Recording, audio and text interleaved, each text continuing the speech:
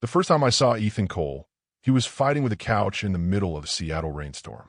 Water soaked through his gray hoodie, dark hair sticking to his forehead as he tried to drag the oversized couch up the apartment steps alone.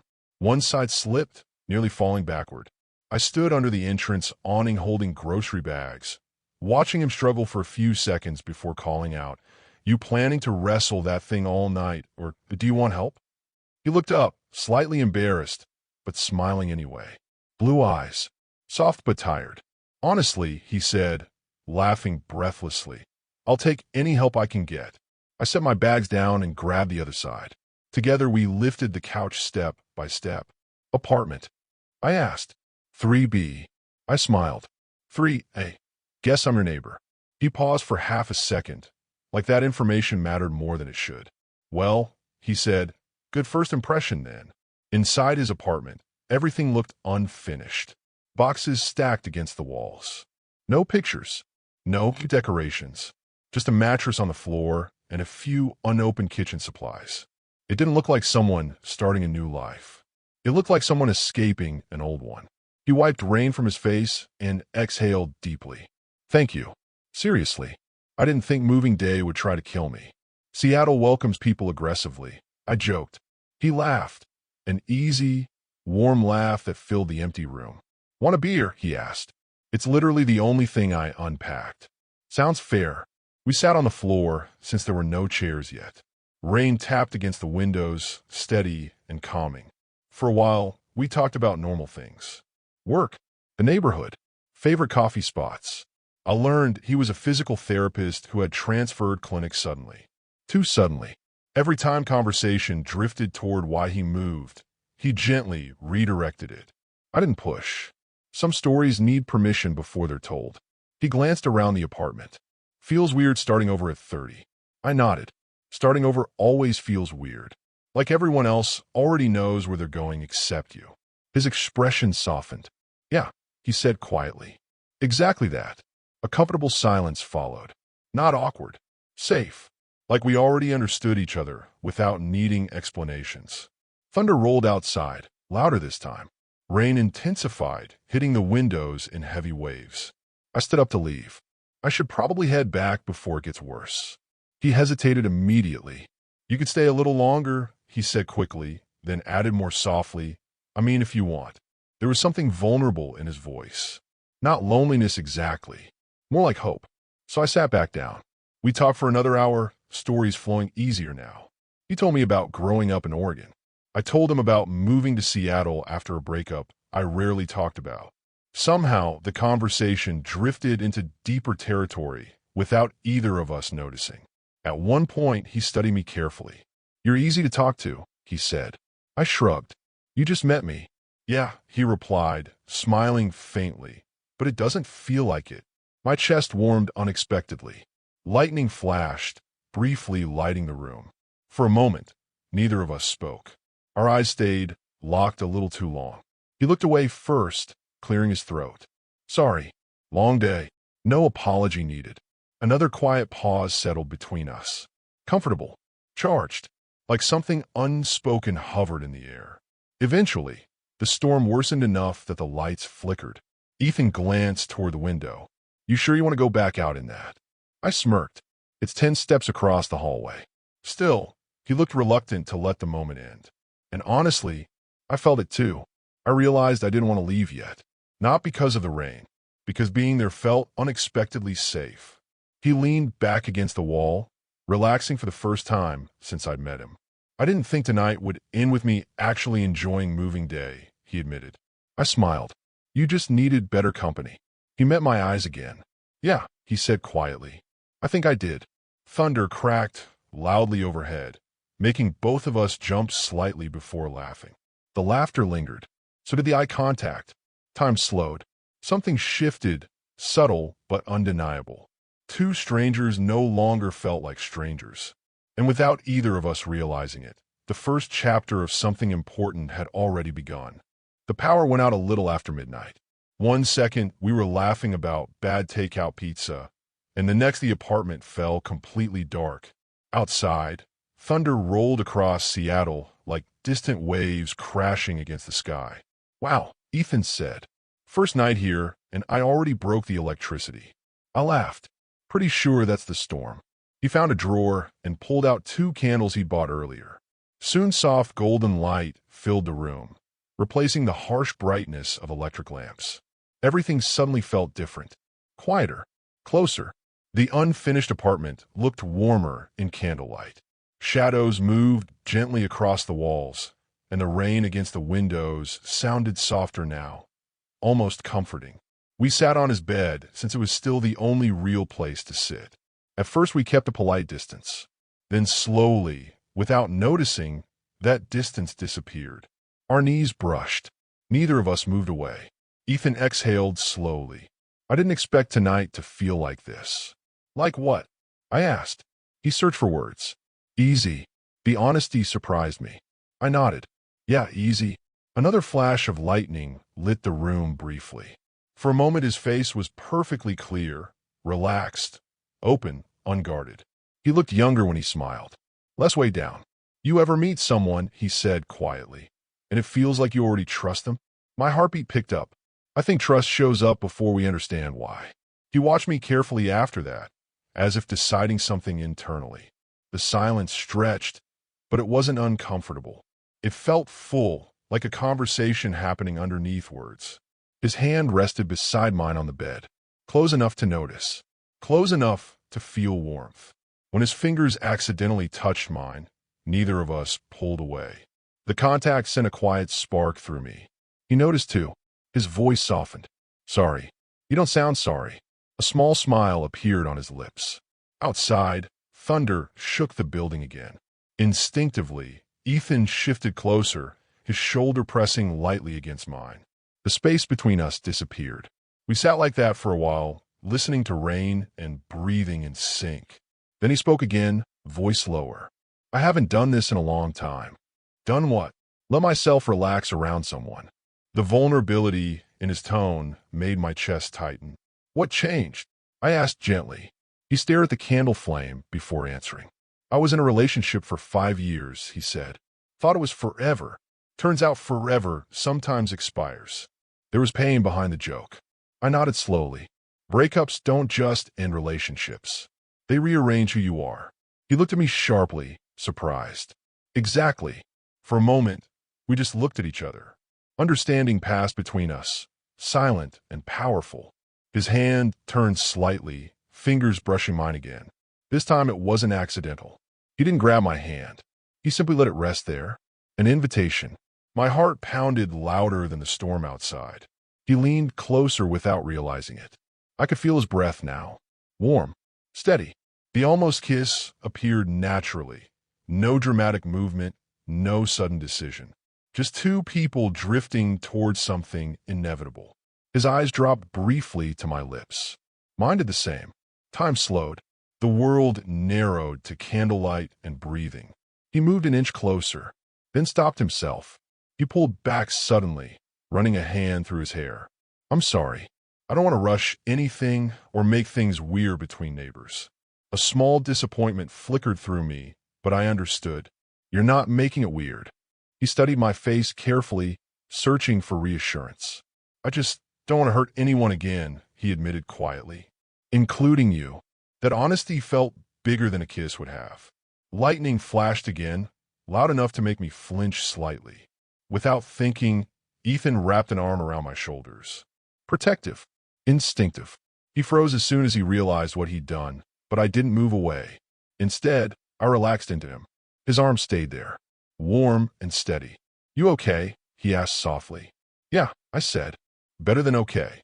We stayed like that, sharing the same space, the same quiet safety. The storm raged outside, but inside everything felt calm. After a while, conversation slowed. Words weren't necessary anymore. Comfort replaced curiosity. His head tilted back against the wall. Mine rested lightly against his shoulder. Neither of us planned to fall asleep. It just happened. Somewhere between rain and candlelight, exhaustion took over. The last thing I felt before drifting off was Ethan adjusting slightly, so I'd be more comfortable pulling a blanket over both of us. A small gesture. Gentle. Careful. Like he already cared more than he meant to. When I woke briefly during the night, the candle had burned low and his hand rested loosely over mine. He was still there, still holding on, and for the first time in a long time, I fell back asleep feeling completely safe, unaware that by morning, being neighbors would no longer be the most important thing between us. Morning sunlight slipped through the curtains, soft and unfamiliar against Ethan's walls. For a few seconds, I forgot where I was. Then I felt warmth beside me. Ethan was still asleep, leaning slightly toward me, one arm stretched across the bed like sometime during the night he had made sure I didn't drift away. His expression looked peaceful, the kind of peace people rarely show when they're awake. I moved carefully so I wouldn't wake him, but the mattress shifted. His eyes opened slowly. For a moment, confusion crossed his face. Then recognition. Then a small smile. "Good," he murmured, voice rough with sleep. "You didn't disappear." The words hit deeper than he probably realized. "I live next door," I teased. "Still counts," he said softly. Neither of us moved right away. There was no awkwardness, no panic, just a quiet awareness that something had changed overnight. Coffee became our new routine after that. Every morning Ethan knocked on my door, holding 2 mugs. Every evening, somehow, ended with us watching movies together. It stopped feeling planned. It just happened. Neighbors turned into constants. Constants turned into comfort. And comfort slowly turned dangerous. One night we cooked dinner together in his kitchen. Music played quietly while we argued about whether pasta needed more garlic. "It always needs more garlic," Ethan insisted. "You're emotionally attached to garlic," I laughed. He stepped closer to grab a spoon, ending up inches from me. Too close. The joking faded naturally. His eyes lingered on mine longer than usual. "You make this place feel different," he said quietly. "Different how?" "Like home." My chest tightened. That word carried weight neither of us fully understood yet. I tried to lighten the moment. "Careful. I might start charging emotional rent." He smiled but didn't step back. Instead, his hand lifted slowly, fingers brushing lightly against my cheek as if testing whether the moment was real. The world narrowed again. Breathing slowed. The almost kiss returned, stronger this time. His gaze dropped to my lips. Mine followed instinctively. He leaned closer. Closer. My heart pounded so loudly I was sure he could hear it. Then his phone rang. The sound shattered the moment. Ethan froze. The softness disappeared from his face, replaced by tension. He checked the screen and immediately declined the call. I noticed the name before it vanished. Daniel. He set the phone down quickly, pretending nothing happened. But the atmosphere had already changed. "Everything okay?" I asked. He hesitated. "My ex." The word hung heavily between us. "Oh." He rubbed the back of his neck. "He's been calling lately. Says he misses me." Something sharp twisted inside my chest. Fear mixed with realization. Because suddenly I understood how fragile whatever we were building actually was. "And do you miss him?" I asked carefully. Ethan didn't answer right away. "That's complicated," he admitted. Silence filled the kitchen. For the first time since meeting him, I felt unsure where I stood. Over the next few days, Ethan grew quieter. Still kind, still present, but distracted. Sometimes I caught him staring at his phone. Sometimes he seemed far away even when sitting beside me. One evening during a movie, I finally asked, "Are you thinking about going back?" He sighed heavily. "I don't know. 5 years is hard to walk away from." The words landed like a quiet blow. I nodded, pretending calm. "Yeah, history matters." He turned toward me quickly. "This matters too." His voice held urgency, emotion, confusion. He reached for my hand, squeezing it gently. "I don't want to lose what we have." My heart betrayed me by hoping too much. "What do we have?" I asked softly. He opened his mouth but struggled to answer. That hesitation hurt more than rejection. Later that night, as I stood near the door preparing to leave, Ethan suddenly grabbed my wrist. Not forceful, just desperate. "Stay." The single word carried vulnerability. I looked at him carefully. "Ethan, I need to know I'm not just filling space while you figure things out." His expression softened with guilt. "You're not," he said quietly. "You make me feel safe." He pulled me into a hug before I could respond. Strong arms wrapped around me, holding tighter than expected. Protective, like he was afraid I might slip away. My head rested against his chest. His heartbeat raced beneath my cheek. "I haven't felt like this in years," he whispered. The confession warmed me and terrified me at the same time, because feelings were no longer casual. They were real, dangerously real. He pulled back slightly, eyes searching mine. Slowly, gently, he pressed a kiss to my forehead. Soft, tender, not friendship, not quite romance. Something in between, something unfinished, and somehow that almost meant more than an actual kiss. That night, lying awake in my own apartment, I realized the truth I had been avoiding. I wasn't just helping a lonely neighbor adjust to a new city. I was falling for him, completely. And the most dangerous part wasn't loving him. It was not knowing whether he would choose me when his past came knocking again. It happened on an ordinary Thursday. No warning, no dramatic build-up. Just one quiet moment that changed everything. I came home early from work, tired and ready for one of our usual evenings. Dinner together, bad movies, Ethan stealing my blanket halfway through the night. But when I walked into the apartment hallway, I saw him standing outside his door. He wasn't alone. A tall man stood in front of him, dressed sharply, confident posture, familiar in a way that made my stomach drop instantly. They were talking intensely. Too close.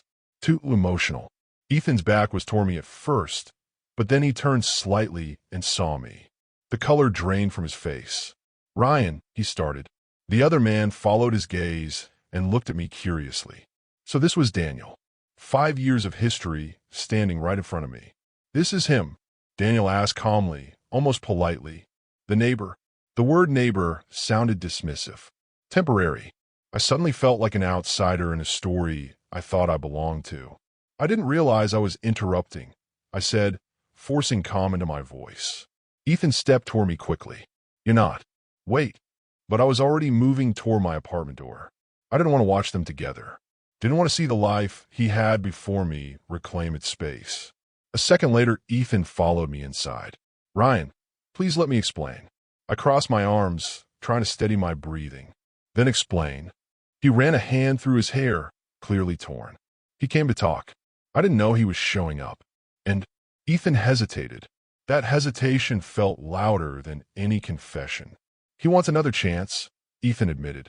The room went quiet. I nodded slowly, pretending the words didn't hurt. "And do you?" He looked at the floor. "I don't know." For simple words. Enough to crack something open inside my chest. I laughed softly, not because anything was funny, but because I suddenly understood my place. Temporary comfort. A safe landing while he healed. I swallowed hard. "You should figure things out with him." Ethan looked up immediately. "That's not what I want." "Then what do you want?" I asked. His silence returned. And that was the answer. I stepped back, creating distance between us. The apartment suddenly felt unfamiliar, like all the memories we'd built there belonged to someone else. "You don't owe me anything," I said quietly. "We were just neighbors who got close." The words tasted like a lie. His eyes filled with regret. "You matter to me, more than you think." I shook my head gently. "Not enough." He flinched. Pain crossed his face. "I'm trying to figure things out," he said. "I know," I replied. "But I can't be someone you choose only after comparing me to your past." Emotion tightened my throat. "I won't compete with someone who already had your forever." The sentence hung between us, heavy and final. Ethan stepped forward desperately. "Ryan, please don't walk away." But I already knew staying would hurt more. "I think you need to decide who you are without me standing here waiting," I whispered. For a moment, it looked like he might reach for me again. Like he wanted to stop me. Like he almost chose me right then. But almost wasn't enough anymore. I grabbed my jacket and walked toward the door. Behind me, his voice broke slightly. "I never meant to hurt you." I paused, hand resting on the doorknob. "I know," I said softly. "That's what makes it worse." Then I left. The hallway felt colder than usual. Every step toward my apartment felt heavier. I closed the door behind me and leaned against it, finally letting the emotion hit. Silence filled the space. No knock from Ethan. No shared laughter through the wall. Just absence. Days passed. Then a week. Then another. We avoided each other completely. I changed my routine just to avoid running into him. Morning coffee alone felt wrong. Even grocery shopping reminded me of him reaching for items I forgot. The hardest part wasn't anger. It was missing the safety we created together. Late at night, I sometimes heard movement next door. Footsteps, a door closing. Once, faint music played, the same playlist we used to listen to while cooking. I almost knocked, almost asked if he was okay. But heartbreak teaches restraint. One evening, I checked my mailbox and found a folded note slipped under my door. I recognized Ethan's handwriting immediately. I stared at it for a long time before opening it. "I'm sorry. I didn't realize what I had until I felt you pulling away. I miss you." That was all. No excuses. No explanations. Just honesty. And somehow that hurt even more. Because missing someone doesn't always mean choosing them. I folded the note carefully and set it aside. The apartment felt too quiet without him. Too empty. Comfort had turned into distance. Love had turned into uncertainty. And for the first time since meeting Ethan, I wondered if the night he stayed over had been the beginning of something beautiful, or just the moment that made losing him inevitable. 3 weeks passed before I saw Ethan again. 3 long weeks of silence, distance, and pretending I was fine. Seattle moved on like nothing had happened. Rain came and went. People filled coffee shops. Life continued normally for everyone else. But inside my apartment, everything felt paused. I stopped cooking real meals. Movies played only as background noise. Even sleep felt temporary, like my mind refused to fully rest without hearing his footsteps next door. I told myself I was healing. The truth was simpler. I missed him. Every day. It was nearly midnight when someone knocked on my door. Not a casual knock. Urgent. Uncertain. My heart immediately knew who it was before I even stood up. I opened the door. Ethan stood there, soaked from rain again, just like the first night we met. But this time he looked different. Nervous. Hopeful. Terrified. "Hi," he said quietly. For a moment, neither of us spoke. Seeing him after weeks apart felt overwhelming, like emotions rushed back all at once. "What are you doing here?" I asked gently. He swallowed. "I needed to see you." I hesitated before stepping aside to let him in. Water dripped from his jacket onto the floor as he stood awkwardly in the middle of the room, as if unsure he still belonged there. "I broke things off with Daniel," he said immediately. No build-up, no hesitation. The words landed heavily between us. I crossed my arms, protecting myself. "Why?" Ethan stepped closer, but kept a respectful distance. "Because I finally understood something," he said. "I wasn't trying to fix my past. I was avoiding my future." His voice shook slightly. "And my future kept looking like you." My defenses cracked just a little. He continued, emotion rising. "When you walked away, the apartment felt empty in a way it never did after my breakup. I realized I wasn't missing comfort. I was missing you. Your laugh. Your stupid garlic arguments. The way you make everything feel safe." He ran a hand through his damp hair, nervous. "I was scared because what I feel for you is bigger than what I expected. Bigger than what I planned." Silence filled the room. My heart pounded painfully. "I needed you to choose me," I said quietly. "I know," he replied immediately.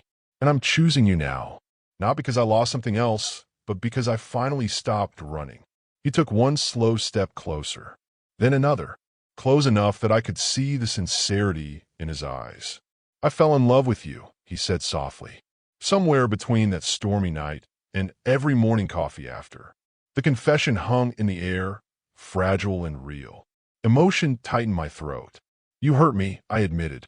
His eyes softened with regret. "I know, and I'll spend as long as it takes proving you're not second place to anyone." He hesitated before reaching out. "I don't want perfect," he continued. "I just want us.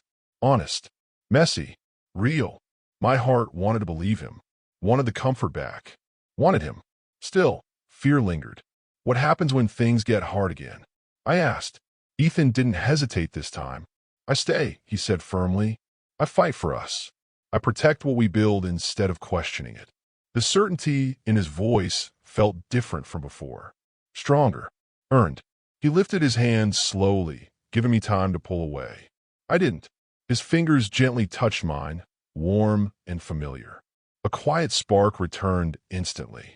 "I missed you every day," he whispered. I exhaled shakily. "I try not to miss you."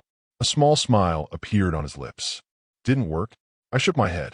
Not even a little. Emotion softened the space between us.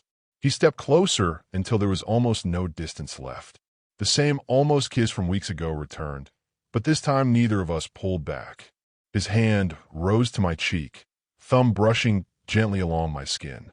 "Can I kiss you?" he asked softly. The question alone healed something inside me. Yes.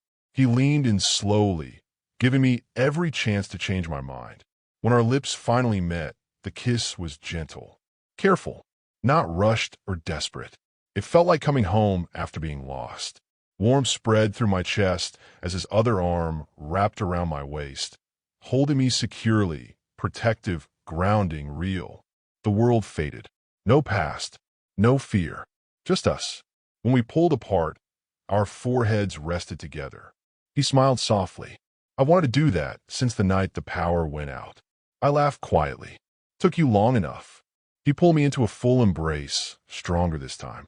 Safe, certain. A protective boyfriend moment without hesitation.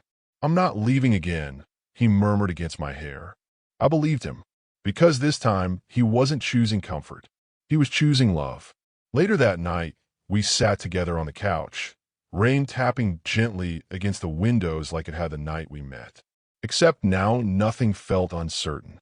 His hand stayed intertwined with mine. Comfort settled naturally between us. Representation, safety, romance that didn't need perfection to feel real. He glanced at me and smiled. "You know," he said, "I came over tonight planning this big speech. What happened to it?" He squeezed my hand. Turns out all I really needed to say was, "I'm yours if you'll have me." I leaned against his shoulder. "Already did," I whispered. Outside, Seattle rain continued falling. Inside, the neighbor who once stayed the night had become something more. I thought we were finally okay. But that night, everything changed again. Knock on door. I looked at Ethan, and then at the door. He froze. His face went pale, because he already knew who was standing outside. And when I opened the door, I never expected to see him.